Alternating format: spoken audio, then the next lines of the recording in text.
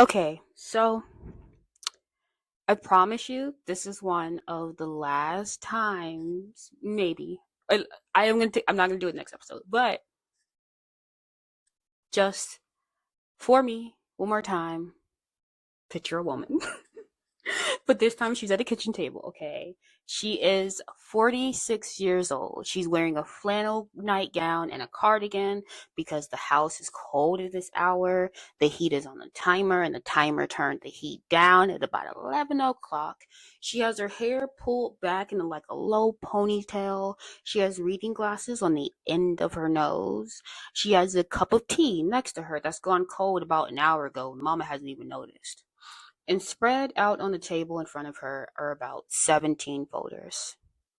Each folder contains the medication chart of a resident at one of the People's Temple's care homes, and each folder contains in her own handwriting the dosage and timing and side effects for every prescription that resident is on. And each folder contains a note in her own handwriting about how that resident was last week. Like, Mr. Hawkins is sleeping better since we cut his volume. Mr. Lewis is not eating. Please check thyroid. Mr. Daniels asked about his daughter again. Please call his daughter. Miss Pollard needs a new dress for her birthday. Please ask Carolyn to take her shopping. Now, she had been at this table since about 10 o'clock. She has another hour paperwork to do before she can sleep. She has to be up at 6 a.m. She has to be in the homes at 7, and she has to be at the clinic at 1. And she has to be at the church at 5, and then service at 7. And then she has to be back here at this table we're all imagining with the next set of folders at 10 o'clock tomorrow night. Her name is Marceline May Baldwin Jones, RN. She is the registered nurse of record on the licenses of every single care home the People Temple operates. She is the registered nurse of record on the medication management of every single resident in those homes. She is the adoptive or biological mother of 7 children, most of whom are asleep upstairs in this house at this exact moment. She is the operational chief executive of an organization that is responsible for the housing, feeding, medical care of more than 150 vulnerable people across the state of California. And she has been, by every honest internal and external account, good at her job for 24 years and counting. She's also the wife of Jim Jones. And right now, at 2:47 in the morning on a Tuesday in November 1973, her husband is upstairs in a bedroom that is not the bedroom they share with a woman who is not her. And that woman, we'll picture her in a little bit. But that woman, her name is Carolyn Layton. Carolyn is 28 years old. She's a Temple member. And by this point in the timeline, publicly, what the Temple internally refers to as Jim's companion. And Carolyn's in the house. She lives in the house. She sleeps with Jim in the house. And Carolyn's about to give birth in January of 1975 to a son named Chemo, whose biological father is Jim Jones. A fact that the Temple has not yet fully made public, but which everybody in the house already knows. And Marceline knows. She's known for years. And Marceline is sitting at this kitchen table at 2:47 in the morning with 17 folders of medication charts in front of her, while the man she's been married to for 24 years is in bed with another woman one floor up, and she's not crying or screaming or packing or calling her parents or calling a lawyer. She's actually not in any visible way reacting. No, she's doing the medication charts.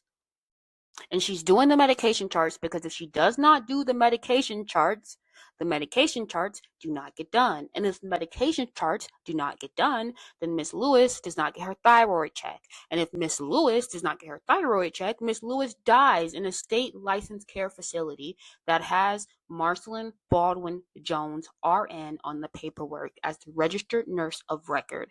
And Marceline does not get to be the woman whose patient died because she got distracted by her marriage. So, Marceline does the medication charts. And that's just what I kind of want to hold, or you to hold for me, for the next however minutes we be talking here, okay? The entire institution I described to you last week, the help, the care homes, the foster kids, the clinic, the bus to dialysis, scholarships, the meals, the political machine that put George Moscone in the mayor's office, all of it, every single piece of it runs through this woman at that table in this nightgown we're imagining. Kind of like the picture over here. She looks so cute in this picture, ain't gonna lie. But at that time, at 2:47 in the morning on a Tuesday, while her husband, the hussy, is upstairs with somebody else. The People's Temple was an engine, and she was the engine. He was the man who got the credit. She was the woman who did the work, and tonight we're going to count what she did. And then at the very end of the hour, we're going to count what it lost her. This is part 5, Marceline. I want to take you back 25 years from that kitchen table. In 1948, in Richmond, Indiana, a 21-year-old nursing student named Marceline May Baldwin was working the night shift at Reid Memorial Hospital. You see, she was from a town called Richmond, and her parents were named Walter and Charlotte Baldwin. Her father worked at a factory, and her mother worked at the house, and her family was Methodist. And the way that Methodist meant something in small town Indiana in the 1940s, which is to say, they went to church every Sunday and they tithed and they sang the hymns, and they believed that being a Christian meant taking care of people who could not take care of themselves. And Marceline, she got her taking care of people from her mother. Her mother cooked every night so that there would be a plate for whoever showed at the door. Her mother visited the sick on Tuesdays. She led the prayer chain at the Methodist church. Her mother was, by every account from the people who knew her, the kind of Midwestern Methodist woman whose name is on every casserole at every funeral in the county, and who never wants any credit for it. You see, Marceline was her mother's daughter.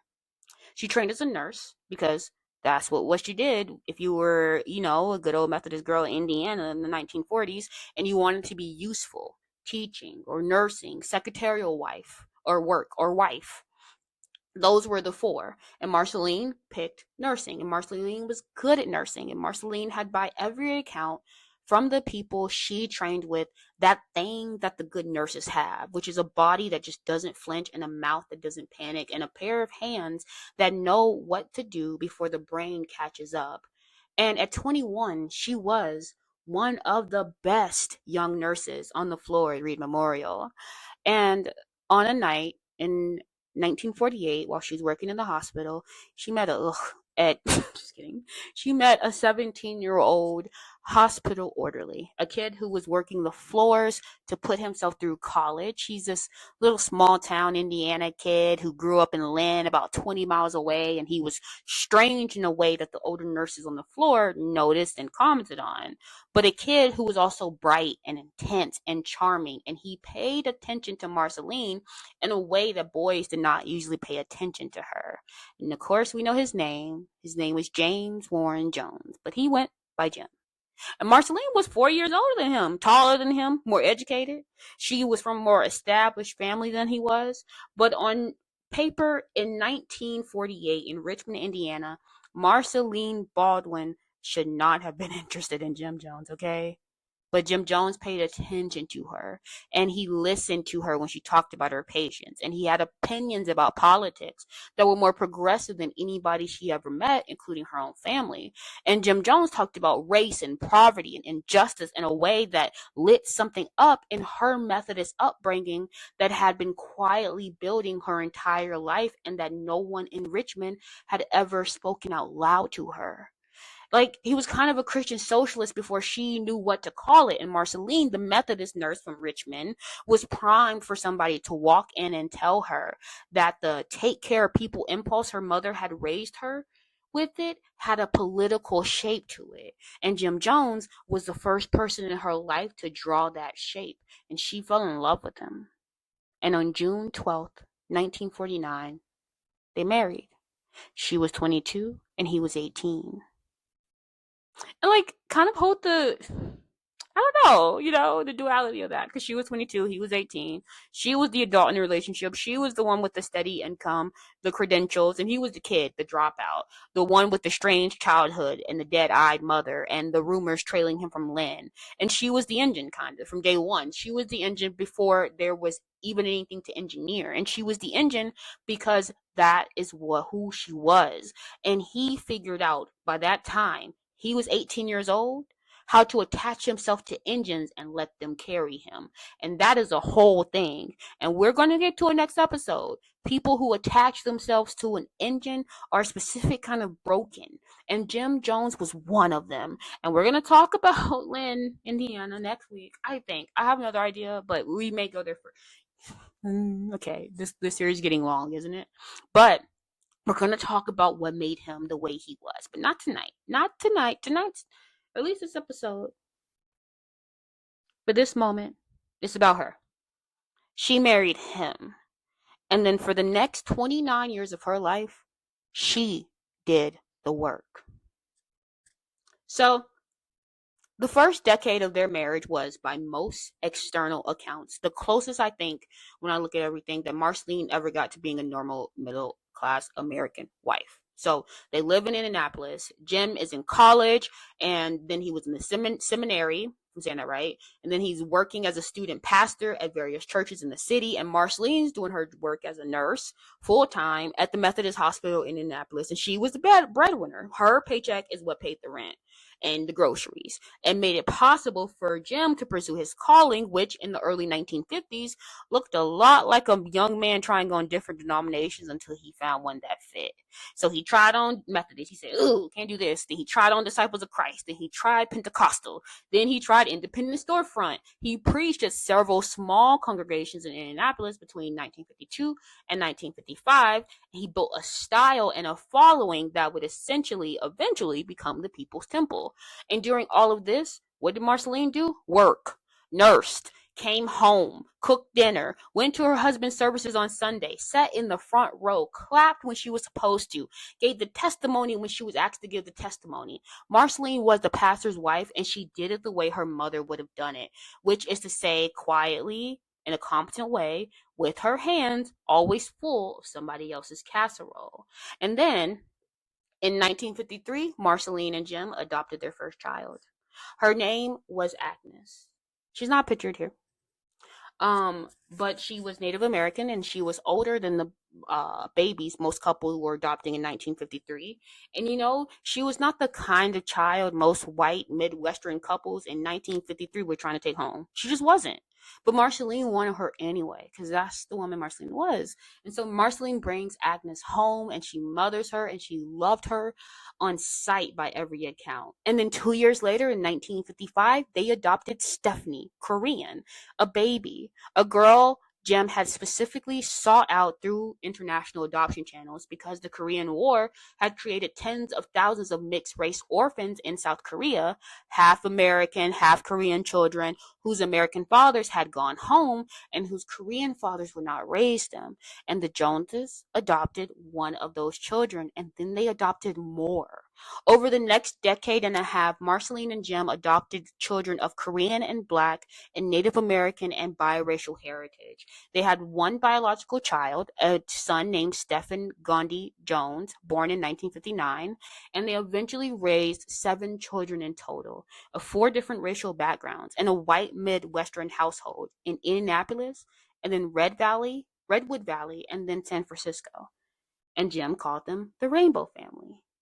And here's where I have to be careful, because the Rainbow Family is one of the most important pieces of public image management in the entire history of the People's Temple. And if you can do it with me, let's kind of just hold both things at once. Because the Rainbow Family was a real family. Like, it is. They're real children, and they really were loved and raised, and they were really cared for by Marceline, who cooked their meals, did their laundry, helped them with their homework, took them to the doctor, braided their hair, and taught them how to be people in the world. And by every account from the surviving children, Marceline was a real mother to them. Not a performance of a mother, a mother. And the second thing is that Jim Jones knew from the moment he picked the first non-white baby out of an adoption catalog in 1953 exactly what that mofo was doing. He knew that a white Midwestern preacher with a multiracial family in Indianapolis in the 1950s was making a statement. He knew that the statement was going to bring him attention and credibility and political cover and a kind of moral capital that most white preachers in 1955 did not have access to. And he engineered the Rainbow family in part as a brand. And Marceline loved those children anyway. She raised those children anyway. She was their mother anyway. That brand, that was Jim shit. The work was hers. The Rainbow family would not have functioned for a single day if Marceline had not been the woman cooking the breakfast, packing the lunches, walking them to school, rocking them when they were sick. She was the engine. She was the engine of the brand that was selling her husband. And there were moments in this first decade when the cost of being his vision, I feel like, became visible. In 1959, Marceline and Jim were in a car accident, a real one. And their daughter, Stephanie, the Korean child they adopted in 1955, died. She was 5 years old. And that's some grief that's just not going to heal. And Marceline carried that grief with her for the rest of her life. And Jim Jones, by every account from people close to her, it seems like he used that grief against her for the rest of her life. Whenever she would try to leave him later, when she would try to set a boundary, when she would push back, he would always bring up Stephanie, and he would always make her smaller with the worst thing that ever happened to her. And then she would sit back down and get back to the medication charts. And that's the first thing I want you to understand about how the trap was built, because the trap was built out of the things she had already loved and the things she had already lost. And he didn't even have to invent a trap for her. He only had to kind of just like put fences around the rooms that she's already in. In 1965, the Joneses moved the People's Temple from Indianapolis to Redwood Valley, California. The reason officially on the paper was that Jim Jones had read an article in Esquire magazine listing Redwood Valley as one of the 9 places in the world most likely to survive a nuclear war. And so he tells the congregation that God had directed him to Redwood Valley, and somewhere between 70 and 140 core members of the Indianapolis congregation sold their homes, packed up their lives, and followed him across the country to a tiny town in, I hope I'm saying this right, Mendocino County, about 2 hours north of San Francisco, where most of the people didn't know a single soul. And of course, Marceline went with him. And I want you to hold that, because that move is one of the most important moments in the entire history of the People's Temple. And the move only happened because Marceline let it happen. If Marceline said, no, Jim, I'm not moving my nursing career and our 7 children to a town in California I never been to, then I don't think the move would have happened. I think the Indianapolis members would not have followed Jim Jones alone, but they followed the family, and they followed the Rainbow family, and they followed Marceline. And once they got to Redwood Valley, it was Marceline who immediately started building the help. She got her California nursing license fast. She got it transferred from Indiana and active in California just within months of arriving. And she started within the first year looking at care home licensing requirements from the state of California. And she studied the requirements and met the requirements, and she applied for the licenses and she got them. And the first people care homes opened in Redwood Valley in 1967. By 1972, there were 9. That is 5 years from 1 care home to 9 care homes in a new state, a new town, with a husband who was building his own thing on the side that involved increasingly elaborate Sunday service. This man was dramatic, okay? I just cannot. But he would have just elaborate Sunday services. This goes to my theory that I promise you, I don't think majority of the people who were part of the People's Temple cared or noticed what the heck. Excuse me one second. That Jim actually believed in. And I think Jim liked it that way. People were there for the help and for the community for the most part. I'm not saying everyone there wasn't on some with Jim, and there were like, and he found how to put those people into certain like categories. We'll get into it, okay, when we talk about the pyramids. I think that's what we're gonna do next. We'll see. Okay, anyway, sorry, I'm getting off topic, and I'm going to get back on topic. Focus. So he was having all these elaborate Sunday services and having these like crazy claims about his own healing powers, and it was just going off the Richter scales with his stuff or whatever. But while he's doing all that, Marceline is basically almost by herself. I'm gonna die. Okay, I should say it like that.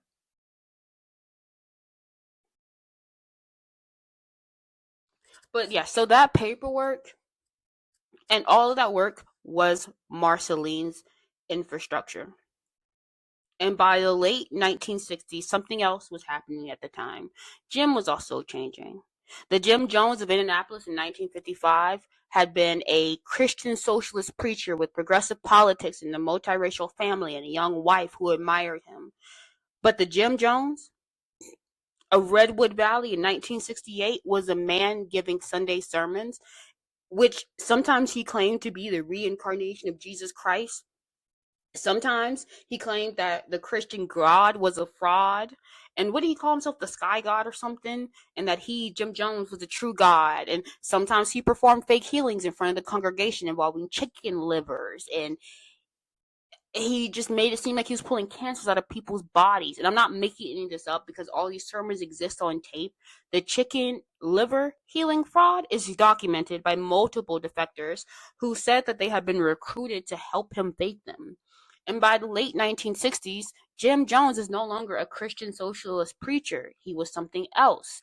And Marceline, who had married a Christian socialist preacher, was by every account from people close to her in this period deeply, deeply distressed by what her husband was becoming.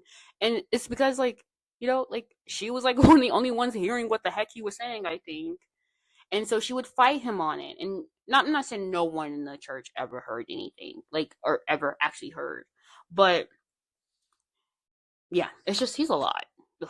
But Marceline fought him on it, and she fought him on the fake healings, and she fought him on the claims of divinity, and she fought him on the increasingly elaborate sermons that abandoned Christianity altogether and embraced a kind of revolutionary Marxist mysticism that she just did not recognize and definitely did not believe in.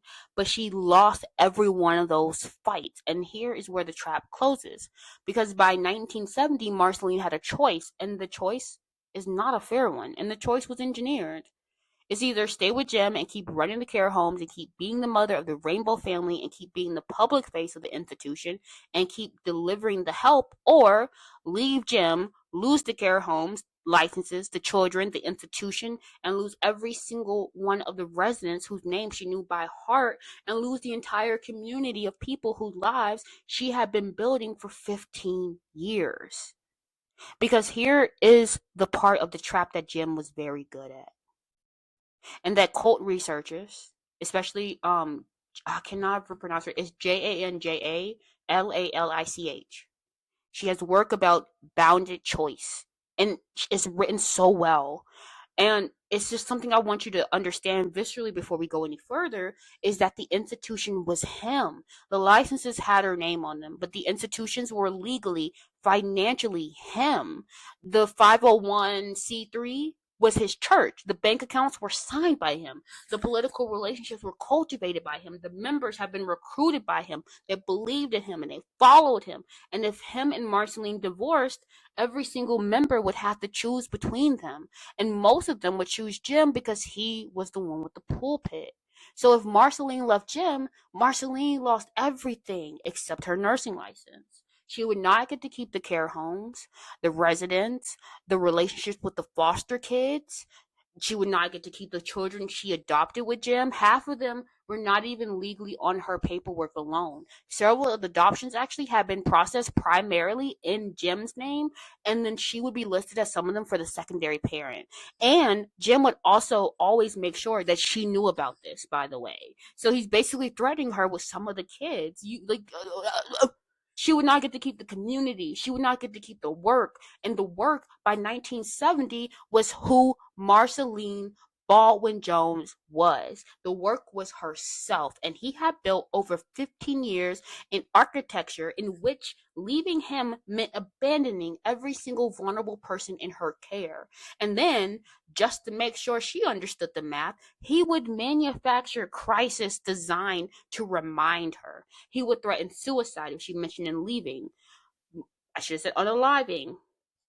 Multiple times on the record, to her face and two other members, he would threaten to shut down the church if she left. And he would tell her that without her, the help could not continue, which was true. And he would threaten the residents, not directly, like he never said, I'm going to hurt them. But he would imply that without him, the political protection would collapse. And without political protection, the state of California would come in and close the homes, and the residents would be sent back to the warehouses Marceline just rescued them from. And he would manufacture a crisis even with the church itself, publicly, in services. He would demand that Marceline get up and testify about her commitment and her loyalty, often when she was sick or exhausted, and often after he had publicly humiliated her in front of the congregation for some imagined failure that morning. And he would also bring in the women, the mistresses.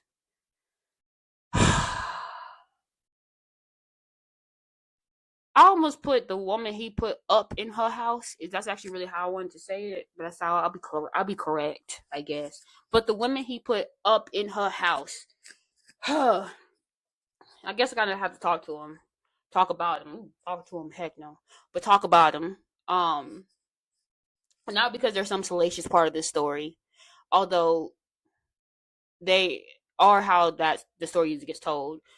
But because they are a part of the architecture of the trap, and you cannot understand Marceline without understanding what was being asked of her every single day in her own house, is where I'm talking about it. But by the early 1970s, Jim Jones was sleeping with multiple women in the People's Temple. I talked about it earlier. Publicly, with the knowledge of the inner circle, and with the implicit and sometimes explicit framing that the sex was part of his ministry. Are any of us shocked? But he would tell his inner circle, and he said it on tape multiple times, that he did not enjoy sex, that he had only had sex with members as a sacrifice for the cause, and that he was the only true homosexual in the room, and all the men in the congregation were repressed homosexuals who needed his guidance, and a series of other escalating claims that truly get more difficult to read in the transcripts the longer the timeline gets, I promise you. But the two most important women in this dynamic for Marceline in her own house were Carolyn Layton and later Maria Catharsis. Yeah, I had to put, that's what I should have did for some other stuff. But Carolyn was a temple member who became Jim's primary mistress by roughly 1970. She was a daughter of a Disciples of Christ minister in Davis, California, and she was educated, articulate, intelligent, and a true believer. She was the mother of the child Jim fathered out of wedlock, a little boy named Jim John Prokes. They also called him Kimo, or Kimo, Kimo. But he was born in January 1975, and she was, by the mid-1970s, effectively the operational chief of staff of the entire People's Temple organization. She handled the books, the political correspondence, the foreign accounts. She handled Jim. And she lived in that same house as Marceline. Let me say that again. Carolyn Layton and Marceline Baldwin Jones lived under the same roof 4 years as the two women in Jim's life, with full knowledge of each other, with the children of them both being raised together, siblings, with the explicit knowledge that Temple was framing it as a progressive arrangement that rejected bourgeois monogamy and represented the future of socialist family structure.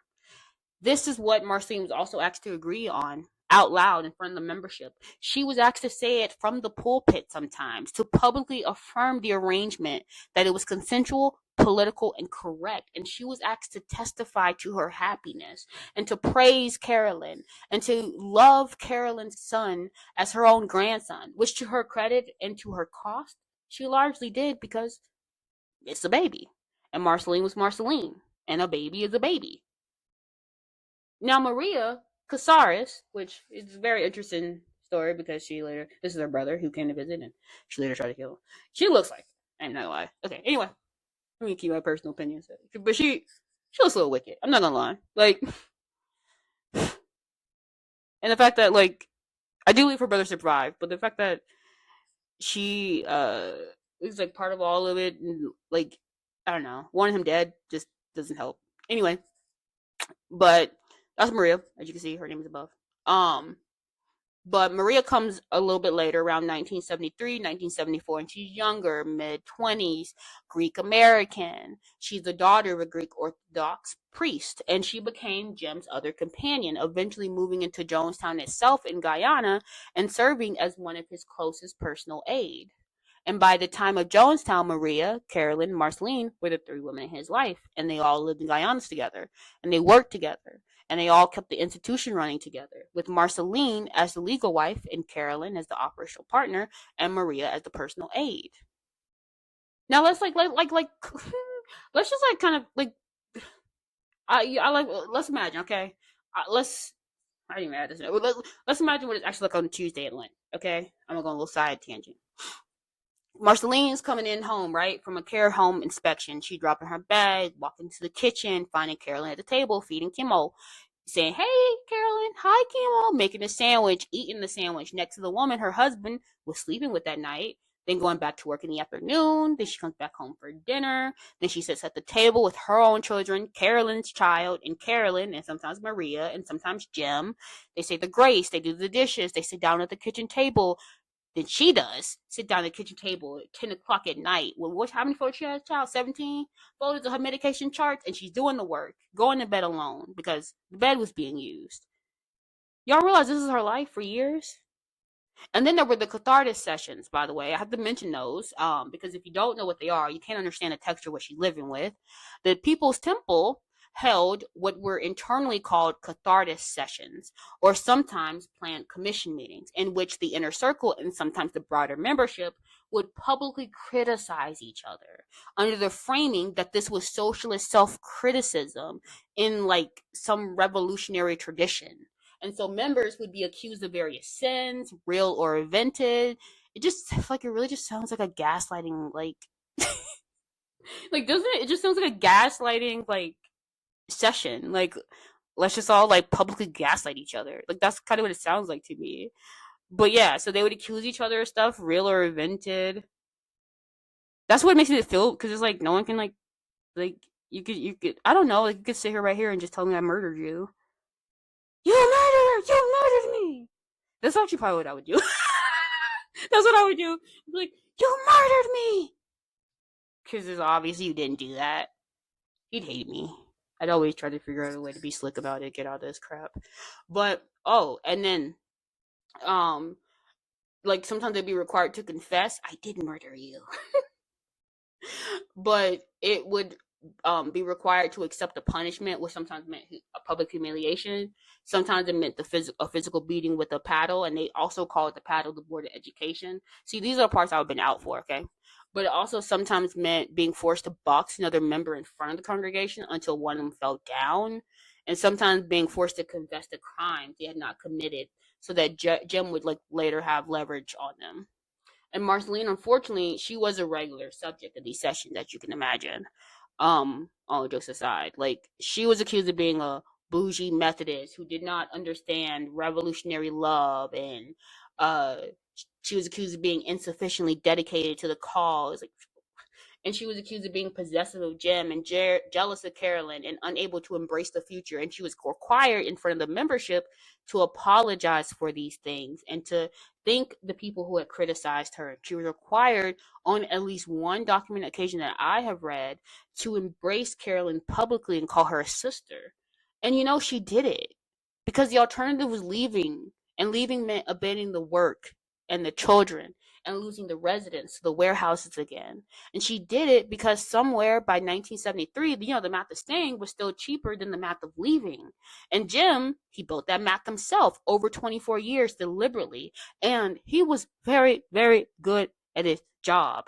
And she also, by every account from these people who saw her in these years, tried to leave multiple times. She would talk to her parents about it. Walter and Charlotte Baldwin, they came to visit Red Valley more than once, and they were just visibly horrified. Like, they didn't have it to do, and they would like go on and tell their daughter to come home, like, for the rest of their lives, and just beg her to come home. And she talked to her sisters about leaving, and she talked to Tim Stowen, the Temple's lawyer, on at least one occasion that's been documented in his own memoir about whether the marriage could be ended without ending the institution. And Stowen advised her against it. And Stowen, like everyone else in the Temple at that point, needed the institution to keep running. And the institution needed Jim, and Jim needed Marceline. So she stayed. She stayed because, like I've been saying, the work was real. She stayed because, like I've been saying, the help was real. And she stayed because she was the engine, and the engine could not stop, because if the engine stopped, the people in her care would suffer. And that is the whole trap. That is the trap. That is the entire trap that this woman, who was inside of by 1973, was in. And she was inside of it for another 5 years before he basically drove the entire institution off the cliff. And every single person in it, including her, died in it with him. And she knew. And I want you to hold that. She knew. She did not know everything, but she knew enough by 1973 to understand the shape of what she married. And she stayed anyway. Not because she was about a fool or in love, because I don't think she was in love with him at all at a certain point. But because by the time she could see it clearly, the cost of leaving had become higher than the cost of staying. And that was by design, and the design was him.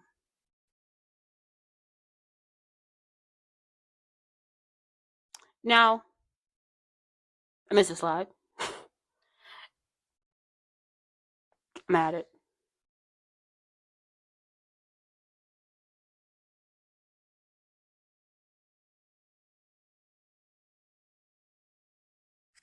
So I don't want to leave you in the dark. I wanted to spend a few minutes before this episode ends on the actual texture of what Marceline was doing every day, because I owe her that, and I think the audience owes her that, and I think the residents of those care homes owe her that. She got up at 6 o'clock every morning and made coffee and made breakfast for whichever children were home, and she was always at least 3 or 4 of them home. She checked her schedule for the day. She got dressed in nursing whites because she still wore them all the way through the 1970s, even after the temple stopped, or even after the temple had become an explicit political organization, because she was a nurse and the nurses wore white, and she was not going to be the kind of nurse who stopped wearing her whites. So she went to the homes and she did the rounds and she checked the vitals on residents who needed checking, and she talked to staff about any issues from the night before, and she adjusted medications where she had the authority to, and she called the doctors when she did not.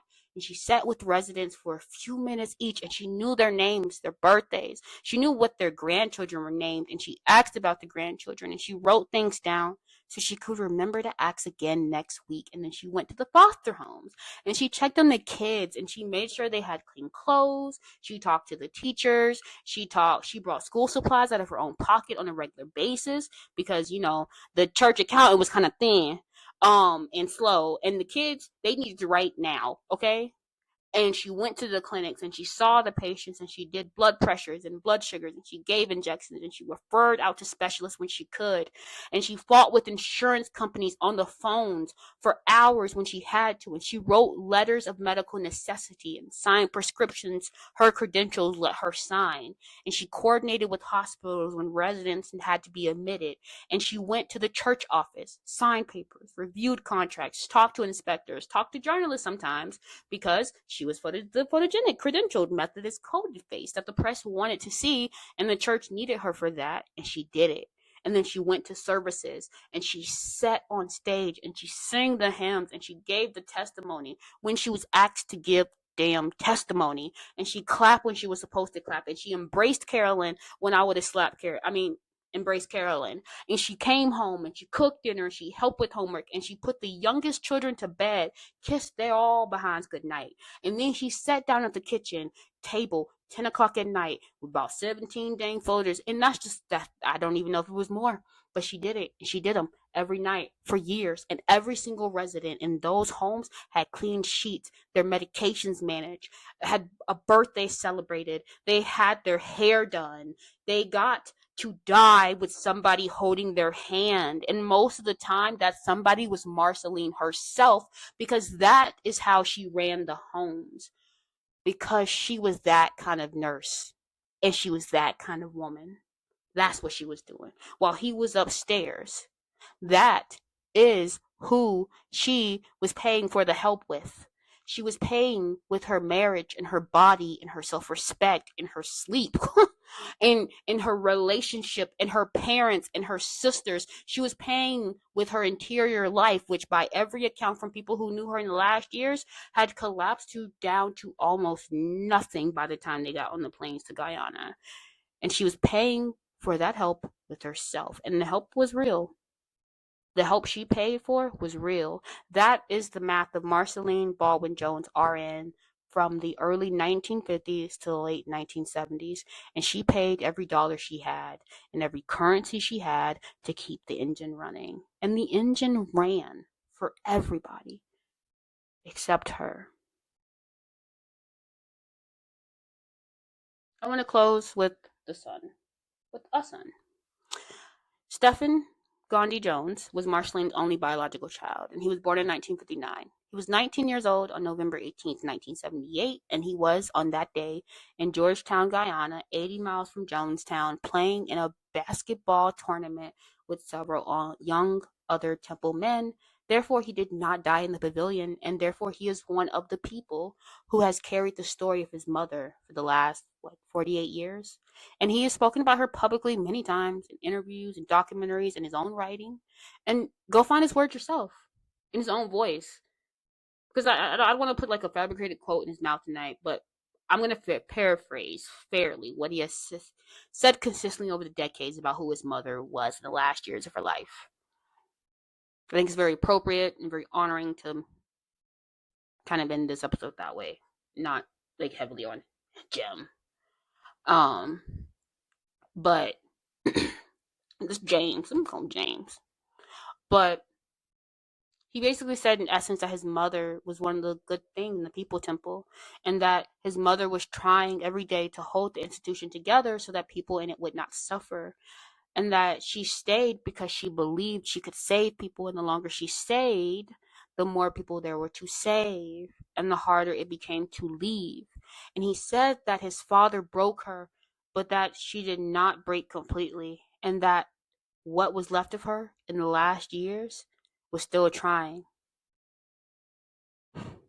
The image he returned to in his telling again and again is the image of a woman who was trying with her bare hands to keep a sinking ship afloat, while the captain downstairs was basically drilling holes in the floor of the engine room. And she knew the entire ship was sinking.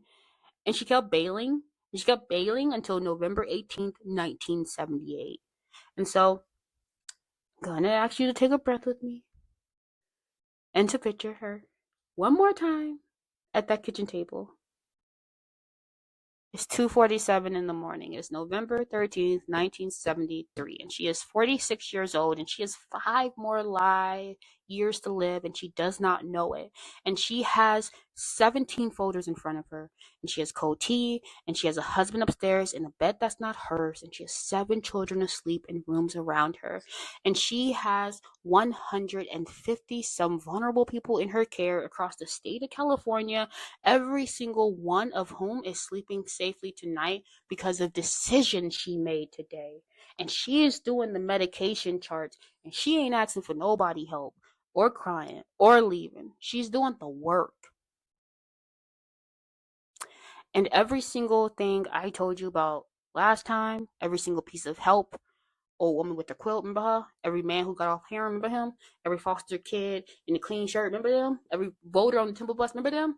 Every dialysis appointment that got kept, every scholarship that got paid, every politician that got endorsed, every photo with Rosalind Carter, endorsement from the SCLC, every single piece of the institution that Edith Roller walked into in 1975 and fell in love with exists because this woman was at this table at this 2:47 in the morning doing all them medication charts, and she was the engine and she paid for it and he was upstairs.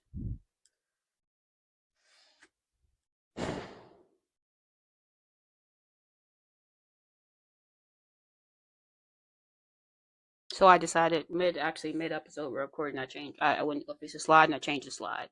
So I've spent probably about 5 hours on this series so far. This is not a bonus episode. This will be a main episode. I actually do have a 2 bonus episodes I'm already planning of talking about more into the back end of Guyana and the involvement with the People's Temple there and like their side of it as well. And then talking about the Klan and the roots from Indiana and the specific type of racism in that area.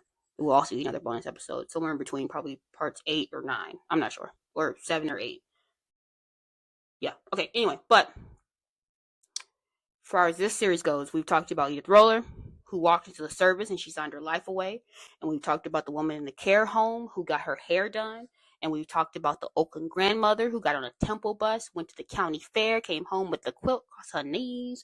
We talked about George Moscone, Harvey Milk, Rosalind Carter, and the photo line at the Gary Boulevard Church. Have we got that part? I don't remember.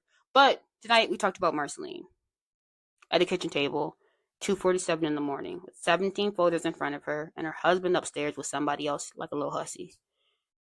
But here's what I want you to notice, is that she wasn't doing it alone. She could not have been doing it alone, okay? Come on. No one woman, no matter how good a nurse, strong a mother, committed a wife, runs 9 state licensed care homes and a dialysis bus, a clinic, and a foster system and a political machine that puts a man in the mayor's office. That's not one woman's job. It's not even a 10-woman's job. No. It's because the People's Temple by 1973 was an institution. And institutions have shapes, right? They have org charts, layers. They have people on top who give the orders, people in the middle who carry them out, people in the bottom who do the actual work, and a flow of information, money, power, and fear that moves up and down between those layers in patterns that are visible if you know where to look. And so I've shown you the people, but I haven't really shown you the shape. And here's the thing about Marceline that I did not tell you tonight, because I think it would have broken, an hour tonight. But that I just want you to know before we go any further is that Marceline is not the only person on our tier. There's a whole layer of people, mostly women, doing work like hers. And there's a whole tier above her in the bedroom, in the office, doing a different kind of work. Oof. And there's a whole tier above that, a single, drugged, paranoid man sitting at the apex of the institution that by 1973 was running on momentum he could no longer have generated himself. There were layers below Marceline, too. The security cadre, the catharsis enforcers, the aides who preloaded the chicken livers in the back room before Sunday services, the teachers in the school, the radio operators, the kitchen staff, the 700 people who would, 5 years from this moment, be in a clearing in Guyana drinking from cups they had been practicing on for months. You see, the People's Temple was a pyramid, and I cannot take you to the man at the top of the pyramid until I've shown you the pyramid.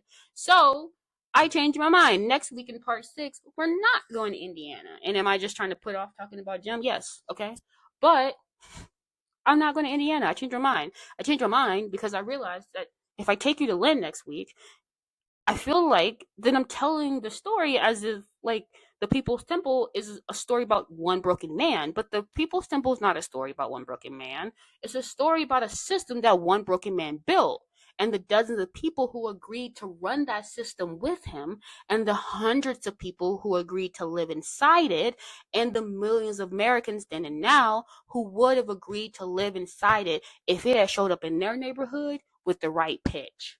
So before we walk into the man, I want to go into the structure, okay? So next week, part 6, the pyramid. I am going to not literally draw it for you, but anyway, I'm going to put the names on every tier, and I'm going to introduce you to the women in the bedroom and the office, the lawyers, the press secretaries, the soldiers on the planning commission. They got a chief of station in Georgetown who taught Edith Roller how to lie at a Guyanese custom officer 2-1 in January 1978, and then later cut her 3 children's throat with a knife in November the same year on the radio order from the man at the top. Both those things are true. They are the same fact and they're the same woman.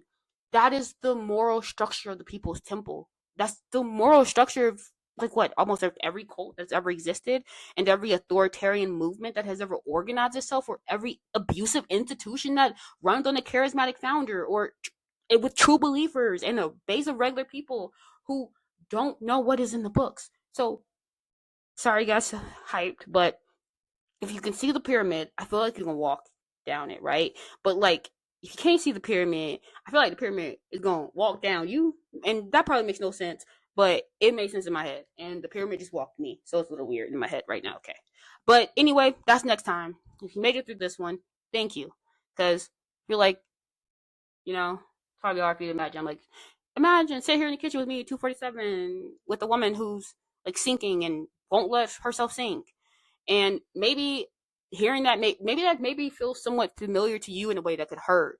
And if it does, be tender with yourself, please, boo. Because Marceline is like the Patreon saint of the women who stayed, because the work was real. And if you are in that kitchen, get up out of there, okay? Please. Because, it's just like if the work is real and you're real, but the work is not bigger than you. And I just don't feel like Marceline had that language for that yet. It doesn't make any sense. Like, how did I just say it again? Sorry. I have like a shift starting soon, so that my brain goes like really, like wants to like say everything I gotta say before I like go home. Oh, yeah, I am home. But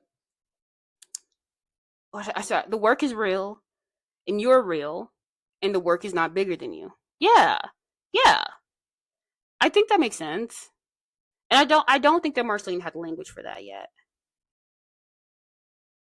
Because the truth of the matter is, like, if she would have left, it wouldn't have collapsed. Tim Stone was wrong, dead wrong. But if Marceline would have left, it would not have collapsed because it just wouldn't. I just don't. I just the way that people believe, like, yes, are there going to be people who want to go with him? Yes, but the people who would have wanted to go with Jim are the people who are just feel like we're never going to get it in the first place, or people who were more morally aligned with Jim than other people probably realized.